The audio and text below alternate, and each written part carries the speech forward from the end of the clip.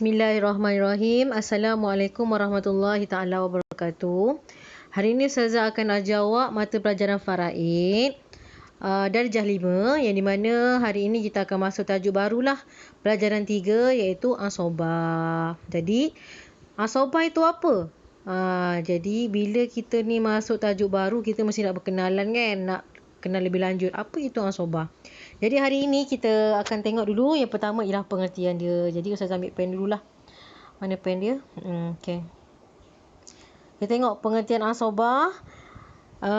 Dalam ilmu faraid bermaksud waris yang tidak ditetapkan kadar pusaka yang akan diterima. Tengok, tidak ditetapkan kadar pusaka yang akan diterima. Maksudnya apa? Asobah ini ialah waris yang menerima baki harta. Baki harta, kenapa pula baki harta kan?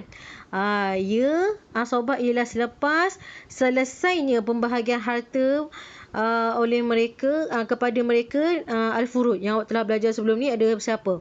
Ada 1/2, 1/4, 1/8, 2/3, 1/3 dan juga 1/6. Bila dah selesai pembahagian harta tu pada mereka yang furud tu, yang fardu tu, baki duit tu, baki harta tu, itulah yang dinamakan asobah. Jadi asobah ini ada setengah orang kata untung kan, tapi sebenarnya asobah ini kalau kita fahamkan, belum tentu mereka akan dapat sebab dia baki. Kalau dah habis, kalau masa bagi fardu tu dah habis, maka tak ada baki, asobah tak dapat lah. Okey, kalau awak tengok pada info, ada kalanya waris, kita tengok info, cikgu besarkan sikit lah. Gitu. Okey, ada kalanya waris asobah tidak menerima apa-apa bahagian ketika waris fardu telah menghabisi pusaka. Jadi maksudnya apa tu? Maksudnya asobah ini belum tentu dapat harta pusaka tu, belum tentu. Bila ada bakinya harta itu selepas pembahagian kepada mereka yang sepatutnya dapat yang fardu tadi tu, yang 1/2 dan seterusnya tu, selepas selesai tu ada baki baru dapat. Kadang-kadang tak dapat pun sebab tak ada baki. Faham tak? Itu adalah asobah. Jadi untuk lebih faham, asobah ini ialah waris yang menerima baki harta. Faham tak? Faham ya? Okey, alhamdulillah. Jadi kita tengok pada yang seterusnya. Ambil pen lagi, warna purple. Okey, Ustazah nak tengok cara penerimaan asobah. Okey, cara penerimaan asobah ada berapa ni? 1, 2. Okey. Cara menerima asobah ini asobah ini boleh mendapat pusaka dengan salah satu daripada dua cara ni. Salah satu daripada dua cara ini asobah boleh dapat. Dengan cara macam mana? Nombor 1, mengambil semua harta pusaka sekiranya tiada langsung waris fardu. Langsung tak ada 1/2, tak ada 1/4, semua orang-orang tu semua tak ada. Barulah dia boleh ambil semua harta tu. Okey, faham? Sebab dia tak ada waris fardu. Atau awak tengok, atau mana pen merah saya? Ni saya merah kan. Ni. Atau mengambil baki harta setelah diberi kepada waris fardu. Yang kedua ini, kalaulah fardu ada, yang fardu yang mana Ustazah? Ustazah ingatkan balik. Fardu tu yang awak hafal tu, sayang-sayangku, ashabul furud semua tu, yang 1/2, 1/4, 1/8 tu namanya.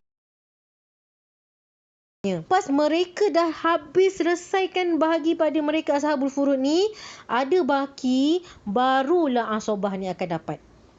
Faham? Sebab asobah ni ialah waris yang menerima baki harta. Jelas Jelas ya? Okey, Ustazah terus boleh Okey, sekarang ni mestilah orang nak ada bukti kan. Tak kena cakap tak ada bukti kan. Jadi bila ada mereka yang meminta bukti, apa masalah awak tunjuk ni dalil asobah daripada firman Allah. Ustazah nak warna kuning. Okey, firman Allah. Ni firman Allah. Bismillahirrahmanirrahim. Yusikumullahu fi auladikum lizzakari mislu hazzil unsayain. Surah An-Nisa ayat 11. Artinya, okey, saya besarkan sikit. Allah perintahkan kamu mengenai pembahagian harta pusaka untuk anak-anak kamu, iaitu bahagian seorang anak lelaki menyamai bahagian dua orang anak perempuan. Jadi Jadi kat sini kita faham macam mana anak lelaki ini dapat lebih daripada anak perempuan. Dalam hukum Islam ni kita tak boleh cakap kenapa pula lelaki dapat lebih, perempuan dapat sikit. Kita kena faham konsepnya lelaki ini sebenarnya banyak tanggungjawab. Okey. Itu Ustazah akan ulang lebih lanjut lah. Hari ni kita nak fokus asobah je kan. Jadi tak nak masuk tajuk lain. Kita masuk tajuk asobah dulu. Okey, jadi Ustazah terus pada muka surat sebelah, muka surat 10. Tadi dalil Al-Quran kan. Sekarang ni kita datangkan dalil hadis. Nak orang lah. Okey. Dalil hadis iaitu sabda Rasulullah sallallahu alaihi wasallam. Masa terlebih kan. Jangan risau, kita boleh padam. Macam tu. Okey, kita ambil warna oren tadi balik, close. Sabda Rasulullah sallallahu alaihi wasallam. Sebut apa? Sallallahu alaihi wasallam. Al-hikul faraida bi ahliha fama bakiya fahuwa la aula rajulin zakarin. Riwayat Imam Bukhari dan Imam Muslim. Artinya, hendaklah kamu berikan kadar yang ditetapkan kepada tuan-tuannya, iaitu bahagian fardu kepada ahli fardu. Bahagian fardu kepada ahli fardu. Tadi itulah yang kita Ustazah cakap ashabul furud tu. 1/2 siapa dapat? 1/4 siapa dapat? Bagi mereka dulu. Bagi selesai kan. Kemudian bakinya hendaklah diberikan kepada lelaki yang lebih utama. Siapa yang lebih dekat daripada asobah? Jadi dia lebih utama kepada lelaki dulu lah, yang lebih dekat dengan keluarganya. Barulah yang jauh-jauh. Okey, nanti Ustazah akan terangkan lebih lanjut sebab ini baru permulaan kan. Okey, setakat ni faham? Faham insya-Allah. Okey.